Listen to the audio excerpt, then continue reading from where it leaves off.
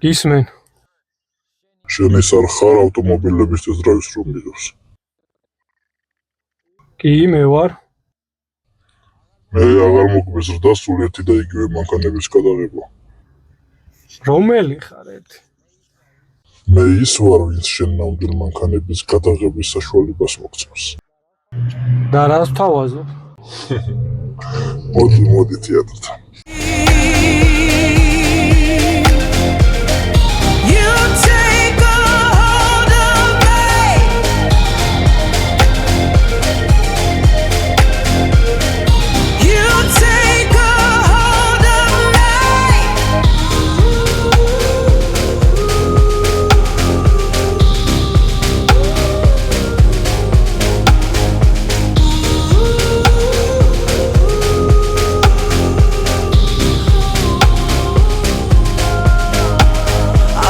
I could give you up, but you're my new favorite drug.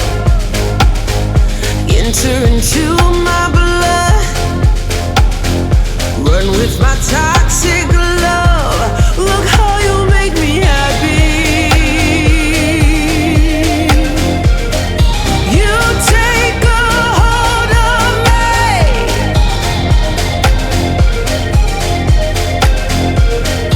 You take a hold of me.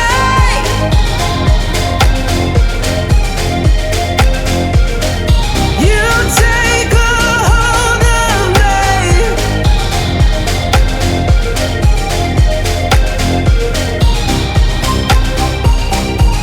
Look how you make me.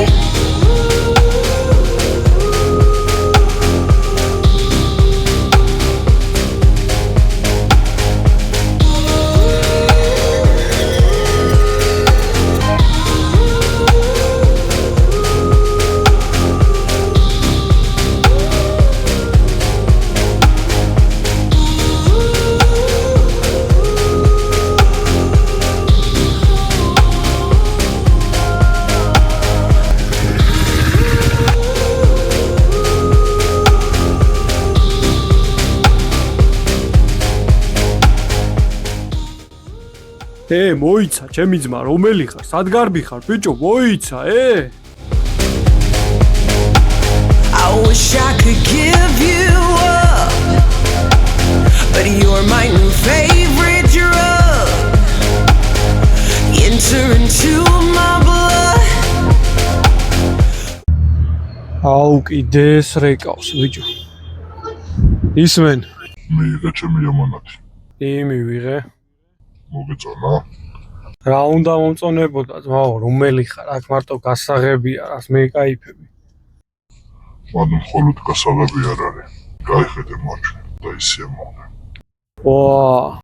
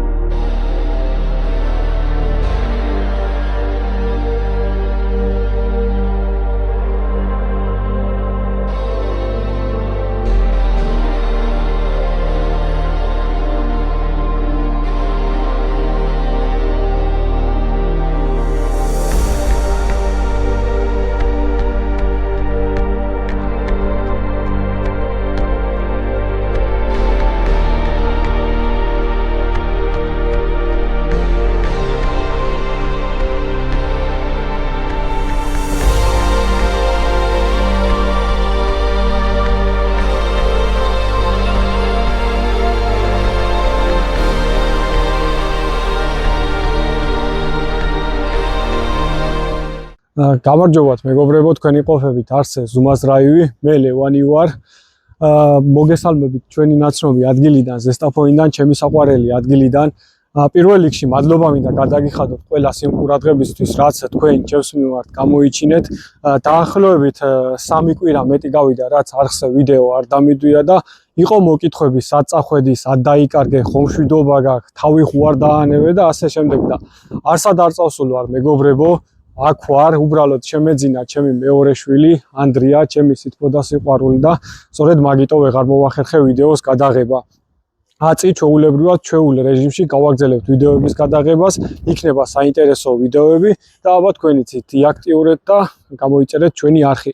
ამ ხნის განმავლობაში კიდევ ერთი მინდა აღვნიშნო, რომ დაგვემატა ახალი subscriber-ები, გამომწერები და მათთვის გასაგონად მინდა ვთქვა ისევ, რომ ჩვენს არხზე გვაქვს პატარა გათამაშება, როგორც იცით 1000 გამომწერზე თამაშდება ავტომობილის ვიდეო რეგისტრატორი.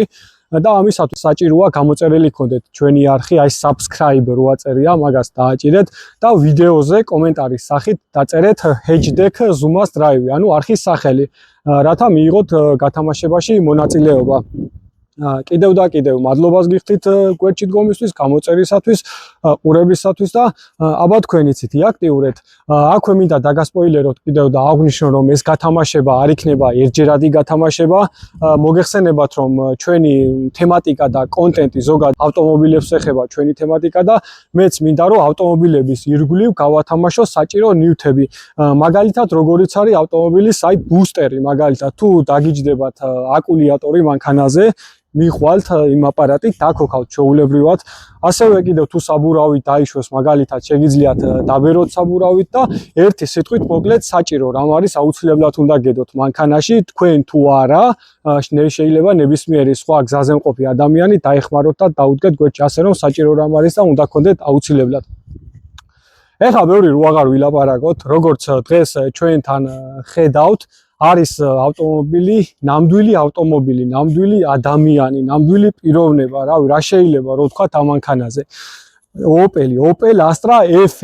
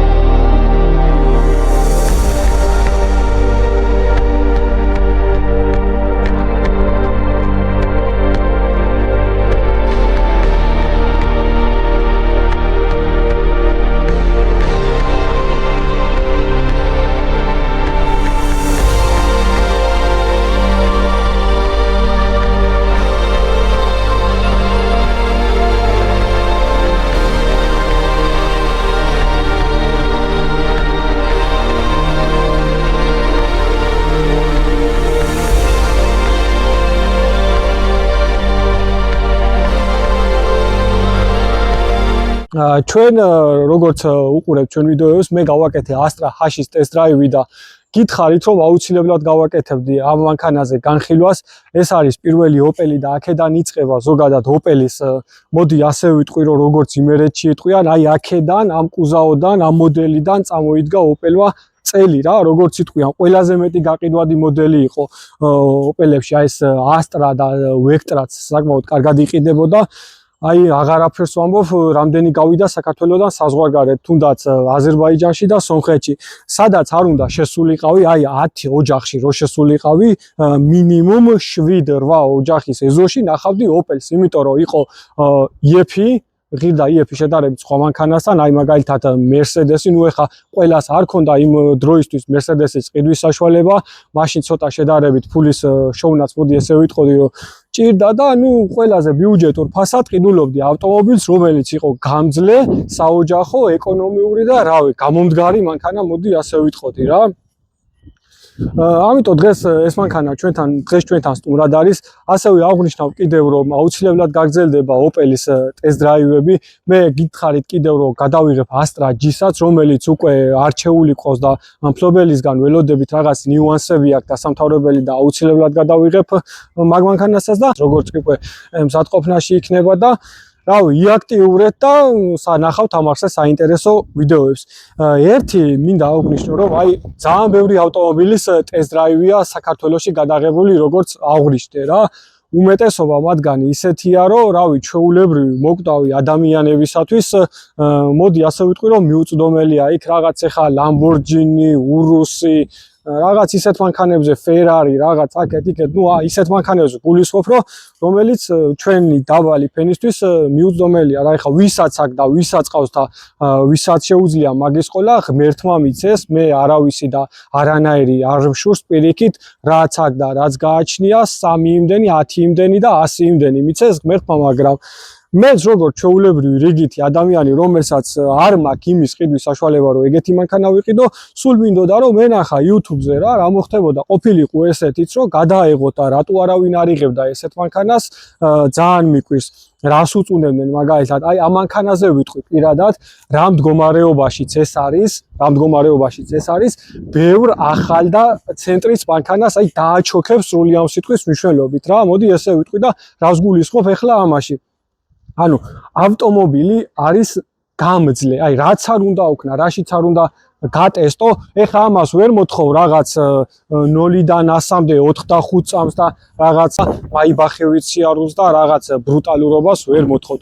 ეს ავტომობილი არის გამოშვებული საოჯახოდ გამძლეობისთვის, ეკონომიურობისთვის და ყოველდღიურობისთვის. ანუ ეს არის, რავი, რა გითხრათ, ერთი ადამიანია ოჯახში Opel-ი, მოდი ასე ვიტყოდი და გეტყვით იმასაც კიდევ რომ ერთადერთი მანქანა არის, რომელიც აი საფულიდან ფულს არ ამოგაცლის პირიქით. მე ვისაც ვიცნობ, მგონია ერთი შემთხვევა, ტიპმა ოჯახი მოიყვანა ჩვეულებრივად ამ მანქანით, ვერსად ვერ მუშაობდა, რავი, ერთ ადგილს ვერ ნახულობდა და ყავდა Astra Caravan-ი, ერთხელაც, რავი, მოვიდა აზრად, ემუშავა ტაქსად, ტვირთზე რაღაცა და ტიპმა იმდენი რამე ეუქნა იმ მანქანას, ისე ატარა და ისე გამოიყენა და ისე იმასკრა, რომ დღესაც ცოცხალია ის მანქანა და რავი, რაც იმას აქვს ნაკეთები, რა ის ცენტრის მანქანა და რა ის ახალი მანქანა მიედრება იმას.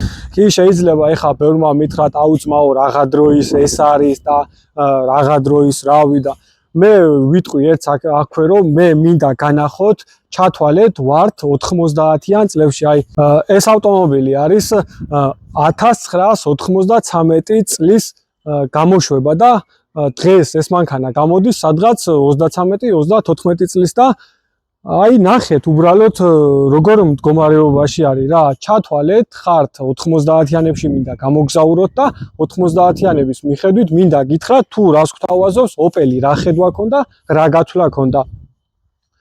გეტყვით აქვე იმას რახან ისტორიაზე გადავედით. პირველი Astra 1991 წელს გამოვიდა და 1998-მდე იწარმოებოდა კონკრეტულად ეს მოდელები. გამოდიოდა როგორც დღეს ჩვენთან არის hatchback-ი, ანუ hatchback-ი ნიშნავს რომ უკან კუდი არა აქვს, გამოდიოდა ასევე Caravan-ი, გამოდიოდა კუპე და თქვენ წარმოიდგინეთ გამოდიოდა კაბრიოლეტიც და რა თქმა უნდა იყო სედანიც. სხვათა შორის ეხა ეს მანქანები ძალიან ლამაზად კეთდება, ვისაც ცოტა მანქანის ტუნინგი გევასებათ და რაღაც ეს გარეგანი ვიზუალის დალამაზება. ერთი ისტორია მინდა გითხრათ, ზუსტად ესეთი მოდელი, ესეთი Astra ჩვენთან ზესტაფონში დადიოდა, იყო წითელი ფერის და არ ვიცი, ქარხნულად ქონდა ეგეთი შიტოკები და ეგეთი დამატებები და რაღაც ქონდა ვაფშე სხვა ვიზუალი. აი თუ არ შეხედავდი ამ Opel-ის ლოგოს და არ იცოდი თუ რა ფორმის იყო ეს Astra გარედან, ვერ გაარჩევდი სხვა სპორტული მანქანისაგან რა. ძალიან მევასებოდა ის მანქანა და რო შევხედავდი მით უმეტეს მაშინაც მე Opel-ი მყავდა და რო შევხედავდი სულ ვაყოლებდი თვალს. მინდოდა გამეჩერებია ის ადამიანი, მეკითხა, მაგრამ რავი ვერ გადავიკვეთეთ ერთმანეთთან და თუ ხარ ზმაო აქ და გვიყურებ ამ ვიდეოს და წითელი მანქანა იყო, ნომერი ნახდათ აღარ მახსოვს იმ მანქანის, მაგრამ იყო გასპორტულებული მთლიანად, დისკები სხვანაირი ქონდა, შიტოკები სხვანაირი ქონდა, გონი კაპოტი სხვანაირი ქონდა რა, ერთი სიტყვით მაგარი მანქანა იყო და ამაზეც მინდა ვთქვა, რომ თუ ვისაც ტუნინგი გევასებათ რა, გარეგანი ტუნინგი, კარგად ტუნინგდება ეხა ეს მანქანებიც და რავი, ნორმალურად კეთდება. სანამ უშუალოდ ავტომობილის განხილვაზე გადავალთ, ეს ავტომობილი არის ჩვენი მეგობრის და არხის გამოუწერის გაგას მანქანა და პირველ რიგში მადლობა მინდა გადაუხადო მაგ ადამიანს, რომ ეს ავტომობილი დღეს ჩვენ გვათხოვა გასატესტად და აი პროსტა შეხედეთ რა, ამ წლის მანქანა 34 წლის მანქანა გამოდის ეს და როგორ მდგომარეობაში ყავს, როგორი მოვლილი აქვს და როგორი შენახულია ეს მანქანა. ძალიან ძნელი არის აწი უკვე მით უმეტეს ესეთი მანქანის სვეჟი ასტრას ნახვა. ერთ კურიოზს გეტყვით კიდე რომ მივედი მაგ ადამიანთან უთხარი რომ შემოთავაზება მექნება შენთან მეთქითო და არა ძმაო ამ მანქანას არ ვყიდით ტყილა არ დამელაპარაკო და არა მეთქი გაყიდო არ მინდა უბრალოდ მინდა ამ მანქანაზე გადავიღო ტესტ დრაივი იმიტომ რომ მე ვასება მომწონს ოპელი და პატივცემ და როგორც მაგისაგან გავიგეთ 15 წელია მაგ ადამიანს ეს მანქანა ყავს და კი ხედავთ როგორი შვილივით მოვლილი არის. როგორც გითხარით, გამოდიოდა ძალიან ბევრი ფურგონი, სედანი, ჰეჯბეგი, კუპე და ჩვენთანაც კიდევ განსაკუთრებით პოპულარული იყო ფურგონებს. მოდი შევეხები აღვნიშნავ, რომ აი ნახავდით, ყველგან ნახავდით, მით უმეტეს აი ტაქსად რომ მუშაობდნენ რა, რომ ტაქსაობდნენ, საწყალი მანქანები ისე იყო დატვირთული და ისე დღეში იყო, რომ რო აღარ ყოფნიდათ შიგნი ფართი ზემოდან კიდე დამატებით სათავსოს ათავსებდნენ და ისე მუშაობდა ეგ ავტომობილი და ისეთ რამეს უძლებდა რომ კიდევ ერთხელ აღნიშნავ ბევრი მანქანა დღეს ახალი მაგას ვერ შეძლებს.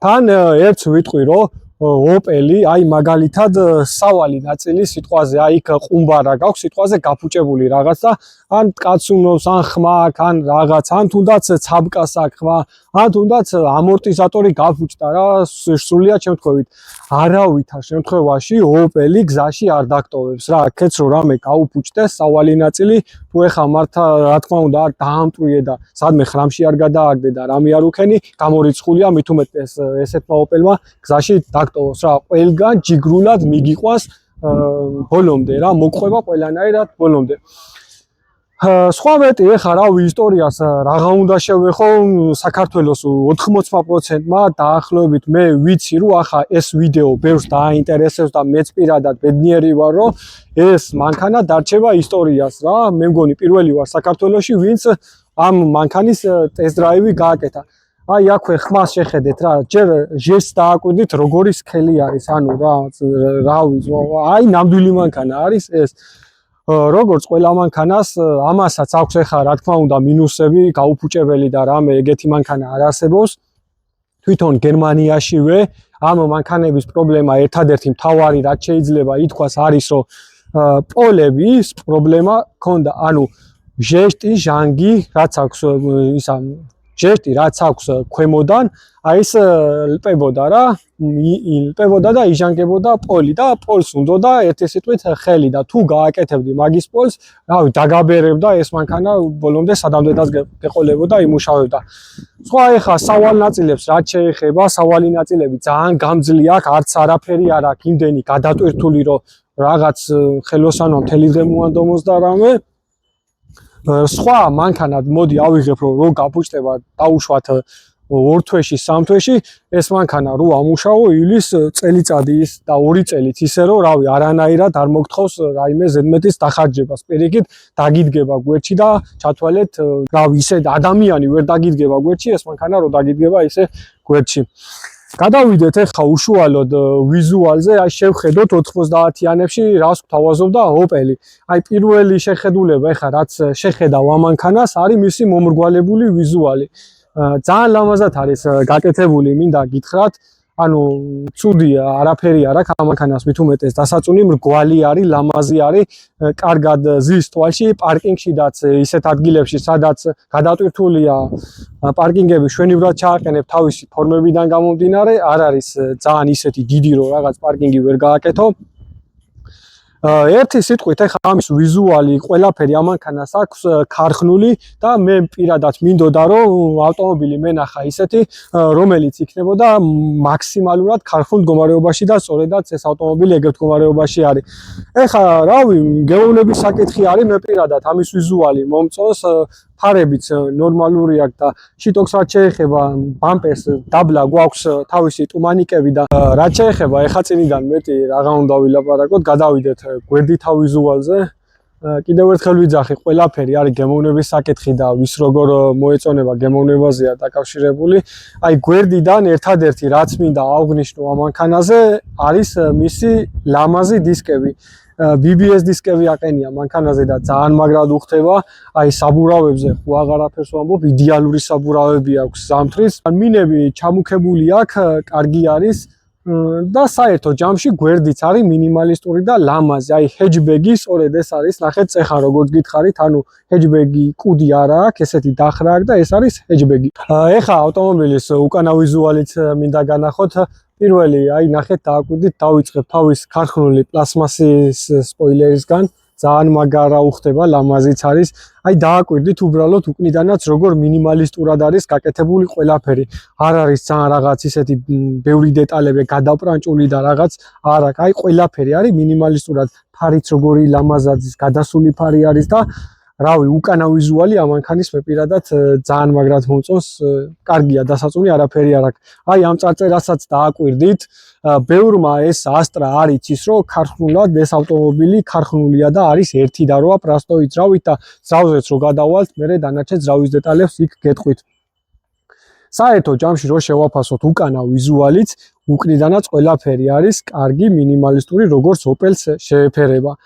ეხა ფართიც მინდა განახოთ ამ ავტომობილის, როგორც გითხარით 90-იანებში ვართ ჩათვალეთ და ახალ მანქანას უშემიდარებთ ახლა იქ რაღაც Maybach-ს და იმას. განახებთ უბრალოდ 90-იანებში რას გვთავაზობდა Opel. აი დააკვირდით უბრალოდ აი ჯდომა როგორია და რამხელა ფართია, შეგნაი ნებისმიერი ტიპის ადამიანი ჩაჯდება ამ მანქანაში რა. დისკომფორტი და რამე არ მაქვს, ზივარ იდეალურად, ფართი კარგია. ხედვის კუთხეებიც კარგი მაქვს, ყველაფერს ვაკონტროლებ და რა საღოლ რა Opel-ს რა. ეხა უკანაც მინდა განახოთ. უკანაც შევიხედოთ. აი უკანა სავარძელი არის თავისი და აი ნახეთ რა, პროსტა აი ნოსტალგია მომაწვა კიდევ ერთხელ ვიტყვი ჩემი მანქანის რომ მეწყავდა ესეთი ავტომობილი და გამახსენდა ეხა ყველანაირი ისტორია მასთან დაკავშირებული რა. ძალიან კაია, მე მომწონს და საღოლ Opel-ს ჩემგან პატივისცემა ყველანაირ ასპექტში რა. გინდა სალონი იქნება, გინდა ფართი იქნება და გინდა მანქანა იქნება.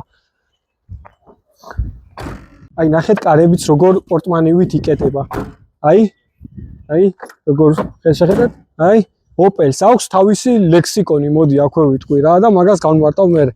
ეხა გადავიდეთ, მე მგონი ყველანაირი დეტალი ამოვწურეთ გარედან, აი ეს ლუკი არ დაგვავიწყდეს, ლუკიც აქვს ამ ავტომობილის, კონდიციონერი არ აქვს, მაგრამ ლუკი აქვს ამაგიეროდ. და გადავიდეთ ეხა უშუალოდ ძრავზე, 1.8-იანი პრასტოი არის ეს ავტომობილი ქარხნულად, როგორც გითხარით და მიმოვიხილოთ ძრავის დეტალებიც. ეხა გადავიდეთ უშუალოდ ძრავზე, ვნახოთ რა დევს ამ ავტომობილში. აი ავტომობილში როგორც გითხარით, გვაქვს 1.8-იანი პრასტოი ძრავი, 4 ცილინდრიანი არის, რომელიც გამოიმუშავებს 90 ცხენის ძალას და 155 ნიუტონ-მეტრს. აი სანამ უშუალოდ ძრავზე გადავალ, ეხა ერთი რაღაც მინდა გაგიმარტოთ, ვინც არ იცით რა განსხვავება პრასტოი ძრავსა და ეკოტეკ შორის. ანუ Opel-ი უშვებს, არის პრასტოი, არის ეკოტეკი. მაგალითად ამ Opel-ებში ეხა 1.8 პრასტოი ძალიან მაგარი ძრავი არის, არანაკლებია კიდევ 1.6 პრასტოიც, რავი, იდეალურია ეგ ორი ძრავი რა. ეკოტეკიც კარგი არის, სიჩქარე და აჩქარება უფრო კარგი აქვს, წვაც შედარებით ოდნავ ნაკლები შეიძლება კონდეს, იმიტომ რომ უფრო მეტი კლაპნები აქვს და ისე სპრისკზი არის და ანუ უფრო გაუმჯობესებულია რა, მოდი ასე ვთქვათ ეკოტეკი, მაგრამ აქ ერთი მინუსი. გარკვეულ კილომეტრაჟზე, ნუ გააჩნია ახლა საქართველოში რა ხარისხის რემენი შემოდის, ჩვენთან მოდი ასე ვიტყვით ძრავის რემენი, იმიტომ რომ ჭირდება შეცვლა ეკოტეკის ძრავს, თუ არ შევცვლით, მაგალითად მე როცა მყავდა Opel-ი ესეთი ზუსტად ეკოტეკი 40-დან 45,000 კილომეტრს რო გავივლიდი, უტარებდი სერვისს, ცვლიდი რემენს თავის დამჭიმებით და ყველაფერს, ანუ სერვისს უტარებდი 45,000-ზე. პრასტოის რაც შეეხება, ეგ არ ეხება. იმიტომ რომ ამაზე დაუშვათ და გაგიწყდეს რემენი, პრობლემა არ არის რა, გადააგებ წახვალ, არც კლაპნებს გაგიღუნავს და არაფერი, ანუ არ ჭირდება მოტორის გაკეთება რა. ეგ განსხვავება პრასტოის და ეკოტექს შორის. კიდევ განსხვავება ის არის, რომ ის შედარებით გაუმჯობესებულია და როგორც გითხარით, ეხა აჩქარება იმას ცოტა მეტი აქვს ამასთან შედარებით, მაგრამ როგორც ასეთი მე თუ მკითხავთ სამუშაოდ და ესე ვთქვათ სარბენად და საოჯახოდ, მაინც პრასტოი ძრავი ჯობია, 1.6 პრასტოი არის, აი უკვდავი ძრავი არის. თუ გინდა 500.000 გაატარე ძრავს, მე მგონი არაფერი არ მოუვა, თუ მოული ეხა რა თქმა უნდა, ზეთი თავის დროზე უნდა შეცვალოთ და სერვისი თავის დროზე უნდა ჩაუტაროთ. ეს ძრავი არის კარბურატორზე, ესეც კარგი ძრავი არის და აუცილებლად გადავიღებ ამ ძრავის აჩქარება, რომ მაინტერესებს ერთიდარვიანი პრასტოი როგორ ჩქარდება. მე პირადად 1.6 რომ მყავდა, იმის ვიცოდი და საკმაოდ კარგად აჩქარდებოდა 1.6-ის ყოლობაზე და აუცილებლად ნახავ ერთიდარვიანიც პრასტოი როგორ ჩქარდება. თუ ვინმეს აინტერესებს კიდევ ამის წვის მაჩვენებელი, აქვე ვიტყვი რომ დაახლოებით ქალაქში ეს ავტომობილი წვავს 9-დან 10 litrამდე, ტრასაზე უწერია 6-7 ლიტრი, ხოლო შერეულად 7-8 ლიტრი რა, ესე დაახლოებით.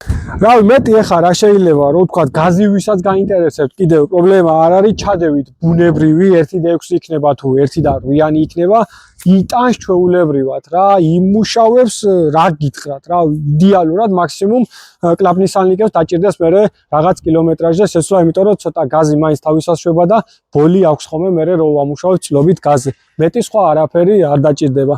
გაუძლებს იდეალურად. სხვა მეტი, რავი, რა შეიძლება რომ ვილაპარაკოთ, დანარჩენი გადავიდეთ, შევხედოთ როგორი სიარული აქვს, როგორი სალონი აქვს და აუცილებლად გავტესტავ კიდე ამის საჩქარებას, ერთიდარვიანი საჩქარება მაინტერესებს როგორი აქვს.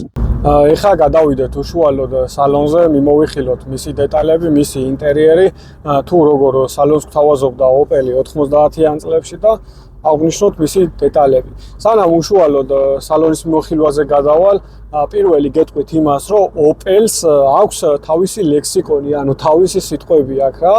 ერთ-ერთი მათგანი ეხა არის, რომ იტყვიან, რომ მანქანა დადის ბურთივით, всё, ანუ იქ აღარ უნდა ეხა ზედმეტი შეკითხვები პერედოქში რა ჭირს აქეთ იქეთ, მაგას რო იტყვიან, ანუ მანქანას პერედოქიც კაი აქვს, რბილათაც დადის და ერთი სიტყვით დადის იდეალურად და ამ შემთხვევაში ესეც მასე ეხა რასაც ვატარებ, რბილად დადის, კარგ მდგომარეობაში არის, არ რახუნობს და აქეთ იქით არ სიარული აქვს, კარგი ამ წელს მანქანას, ამას აღნიშნავ. კიდევ არის ესეთი ფრაზა მაგალითად, რომ ძრავი სისინებს რა, ანუ კარგად მუშაობს რა, აღარ უნდა იქ კითხვები რამე პერებოი ხო არ აქვს, აქეთ იქეთ. ანუ Opel-ს აქვს თავისი ლექსიკონი და თავისი სიტყვები. всё. ეხლა გადავიდეთ სტანდარტულად, როგორც ვაკეთებთ ხოლმე, მივყვეთ ტორპედოს. კიდევ ერთხელ აღნიშნავ, რომ ამ მანქანას ეხლა ნუ შევადარებთ ახალ მანქანას, ჩათვალეთ არის 90-იანი წლები და მოგზაურობთ 90-იან წლებში. დავიწყოთ ტორპედოთი. ტორპედოს მინიმალისტურ სტილში არის გაკეთებული, არ არის ძალიან გადატვირთული ბევრი რაღაც დეტალებით. კარგი არის და მე პირადად მომწონს, თვითონ მასალაც კარგი არის, აი ნახეთ როგორი შენახულია ეხლა ამის ტორპედო. ამდენი ხნის მანქანა არის პროსტა და ან თუ არის სამე დახეთქილი, ან გადახეთქილი, ან რამე, რავი, ტორპედო არის ძალიან კარგად შენახული და ძალიან ლამაზიც არის. მეორე ვარიანტები ესეთი ტორპედოსი კიდე მოდელებში გვხვდებოდა, აი ეს სიცარიელე თქო ოპერატორს მოიყვანოს, ანახეთ, აი ეს სიცარიელე ახლებს ქონდა შევსილი, ანუ აქ აირბაგი უყენია, ცოტა ახალსა 96-97-იანები, რომელიც არის, აქ ეს შევსილი აქვს და აირბაგი უყენია იმ ადგილზე. ეს დანარჩენი იგივე აქვს. ეგ განსხვავება არის ცოტა ახლებში კიდევ. დანარჩენი ეხა რავი, ტორპედო ნორმალური აქვს, პატარა სათავსო გვაქვს და ერთი მინდა აღვნიშნო კიდევ, რომ აი თითქოს ოდნავ შემოbrunებული არის მძღოლის მხარეს, აი ეს დეტალი, აი თითქოს BMW-ს როგორც აქ ისე აქვს ამასაც გაკეთებული. საათი, კალენდარი, თერმომეტრი აყენი, ანუ გარეთ ზომავს თუ რა ტემპერატურა არის. აქვე გვაქვს მაგნიტოფონი, როგორც მიჩერები ხართ. დაბლა ფეჩის რა ზომაზე გვინდა დავაყენოთ და მისი ფუნქციები. სხვათა შორის აღნიშნავ, რომ Opel-ს რო ფეჩი აქვს, მაო, ისეთი ფეჩი, რავი, დააგწვავს იმი ბოლომდე რო უწიო რა. მაგარი ფეჩი აქვს Opel-ს. ეხლა დაბლა კიდევ პატარა სათავსო გვაქვს, ხურდის ჩასაღრელი ან რამე პატარა რაც მოთავსდება, კიდევ ერთი სათავსო გვაქვს. ასე გადაცემათა კოლოფი გვაქვს აქვე, რომელიც არის მექანიკური გადაცემათა კოლოფი და რავი, Opel-ს თუ ყიდულობ, მე პირადად ვთვლი, რომ ავტომატიკა არც უნდა იყიდო, იმიტომ რომ Opel-ი მექანიკა არის იმენა მამაკაცური რა. რო ეთქვიან, აი იმენა ღზის რა. მე ავტომატიკას Opel-ს არ ვიყიდდი, რო ყიდულობდე. ერთი სიტყვით ტორპედო არის ნორმალური, კარგი, მინიმალისტური, როგორც Opel-ს შეეფერება. გადავიდეთ ახლა მაჩვენებელთა დაფაზეც. მაჩვენებელთა დაფაც კარგი აქვს, არ არის გადატვირთული ძალიან ბევრი რაღაც ისეთი დეტალებით. როგორც უნდა კონდეს, გვაქვს ტახომეტრი, სპიდომეტრი, აი ეს წყლის მაჩვენებელი, რომელიც აღნიშნავ, რომ ახალ ოპელებში აღარ ხვდება ასტრაჰაშებში მაგალითად და ძალიან ცუდი არის და კიდევ ერთხელ გავმეორდები, რომ ვართ ხალხი, ვისაც გვიხარია და მოგწონს, რომ ხედავდეთ ამ წყლის მაჩვენებელს რა გრადუსზე მუშაობს ჩვენი ავტომობილი და ამ შემთხვევაში გვაქვს. და აქვე გვაქვს კიდევ ბენზინის საწვავის მაჩვენებელი. მაჩვენებელთა დაფაც საერთო ჯამში არის მინიმალისტური და კარგი. გადავიდეთ ახლა საჭეზე, საჭეც კიდევ ერთხელ ვიძახი, ახლა მანქანას ახლებს ნუ შევადარებთ. საჭეც იმ დროში ნორმალური, ახლა რავი მეტი რა უნდა გაეკეთებიათ ეს ფორმა, ახლა შეიძლება ზოგს არ მოწონდეს, ზოგს მოწონდეს. ნუ ცუდი ახლა ნახდათ არ არის, მაგრამ არის კიდევ აქვე ამ მოდელებში საჭეს სხვანაირი ვარიანტებიც, ეს შევსილი აქვს და შუაში დიდი აირბაგი აქვს ჩაყენებული და ეგენით ძირითადად აქვს 96-97-იანებს, უკვე ცოტა ახალი წლით მოდელებს, უბრალოდ იგივე კუზაოს. რავი, საჭე კარგად ზის, მით უმეტეს ახლა მფლობელს გადაკრული აქვს ლამაზი გადასაკრავი და კარგად ზის ხელში, გამაგრებულიც არ არის, ანუ რბილად ზის ხელში და არ მაწუხებს რა, ისეთ პოზიციაში არ არის საჭირო თითქოს დისკომფორტი მქონდეს რა, ხელში ნორმალურად ზის. საჭე კარგია. ეხლა რაც შეეხება სავარძლებს, ამ წლის მანქანა არის, ეხლა და სავარძლები მფლობელს განახლებული აქვს და ნუ მე მომეწონა, კარგია, ახალი Chevrolet-ის სავარძლები აყენია, კარგი სავარძლები არის, აი ჯდომითაც არ მაწუხებს უკან, კარგად ვზივარ და დისკომფორტი არ მაქვს. რავი, სავარძლები კარგი არის, განახლებულია და მომეწონა. რაც შეეხება ეხლა ჭერს, ჭერიც განახლებული არის, შავი ნაჭერი არის გამოყენებული, გაკეთებული და საერთო ჯამში ძალიან ლამაზია და უხდება, აქვე გვაქვს ლუკი, აი ის დრო გამახსენდა, ეხლა ის ძველი დრო მე პირადად გეტყვით რომ ყავდა ესეთი ოპელი ზუსტად, ქარავანი იყო ჩემი და აი ის დრო გამახსენდა, ახლა ის ნოსტალგია რომ დავდიოდი იმ მანქანით 2 წელიწადი მყავდა ის მანქანა და ძალიან მასიამოვნა იმ მანქანა. ესეთი იყო ზუსტად. და რაც ამ მანქანას შეუძლია და რაც ამ მანქანას შესაძლებლობები აქვს, რავი, ვერ დაღლი, ისეთი მანქანა არის რა.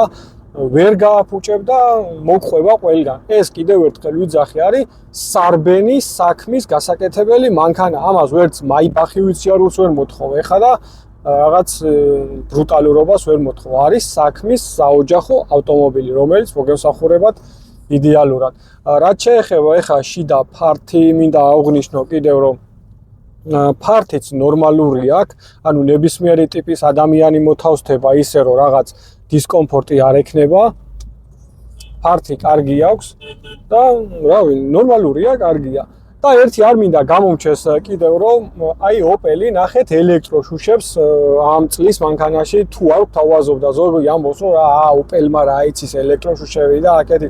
აი ზმაო შეხედეთ 93-იანი თუ 14-იანი ეს მანქანა და ნახეთ პროსტა ელექტროშუშები აქეთ სარკის რეგულირება რა ზომაზე გვინდა დავაყენოთ სარკეები და ერთი სიტყვით, რავი, მე პირადად ძალიან ის დროც რო გამახსენდა, ძალიან ბედნიერი ვარ და აი ძალიან როგორ თქვა რა, გასწორებულში ვარ. მოდი ასე ვიტყვი, რომ ამ მანქანაზე ახლა ვზივარ და ვატარებ და ჩვენი კიდე აი ვისაც ახლა შემორჩა ეს მანქანები ძირითადად აი ეს ბაბუ ახავს გულისხმობ რა, მაგენ შემოვივლე მე, აი როგორი ბედნიერები არიან, აი რომ ზიან ამ მანქანებზე, კაროჩე და სიამოვნებთ რა, კიდევ ერთხელ ვიტყვი, რომ ოპელი არის ნამდვილი კაცების ნამდვილი მანქანა ზმაო. განარჩენი ახლა რავი, ნორმალურია ყველაფერი საერთო ჯამში, მინიმალისტურია, არ არის ძალიან გადატვირთული დეტალები, ყველაფერი არის თავის ადგილზე, როგორც უნდა იყოს ისე. დანარჩენი ახლა მაინტერესებს როგორი აჩქარება აქვს, მაინც ახლა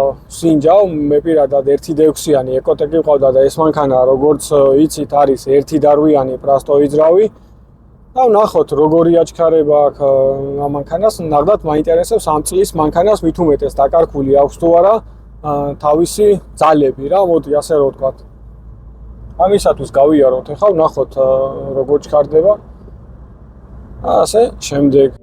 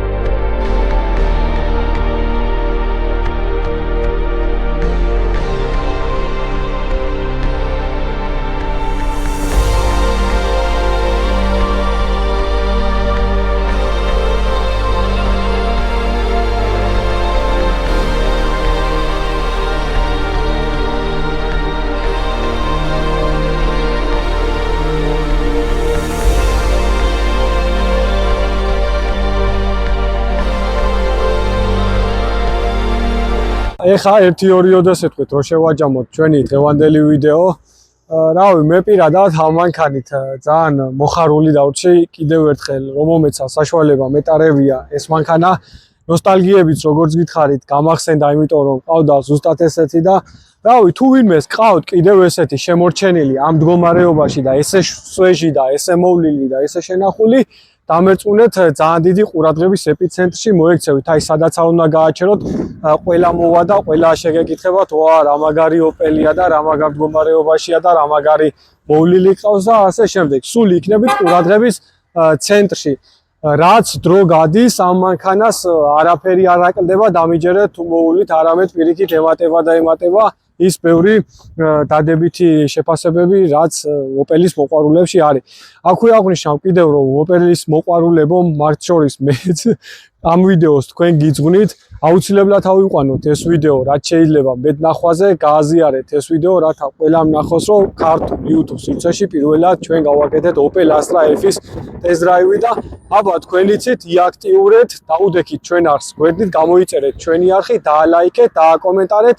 როგორც გითხარით, გათამაშება გვაქვს, ვათამაშებთ ავტომობილის ვიდეო რეგისტრატორს და აბა თქვენიცით ყველას გისურვებთ წარმატებებს.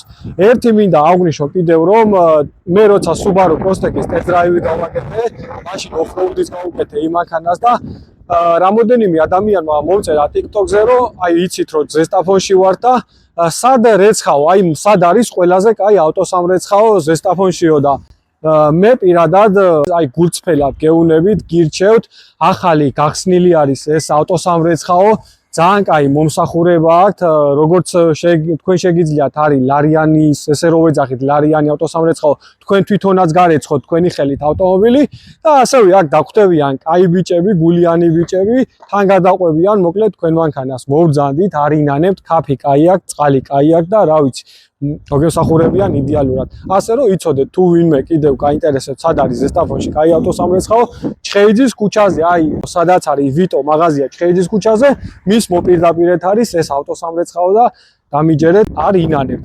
აბა, თქვენიცით კიდევ ერთხელ მადლობას მოგახსენებთ ყურადღებისათვის, გვერდში დგომისათვის და მომავალ შეხვედრამდე.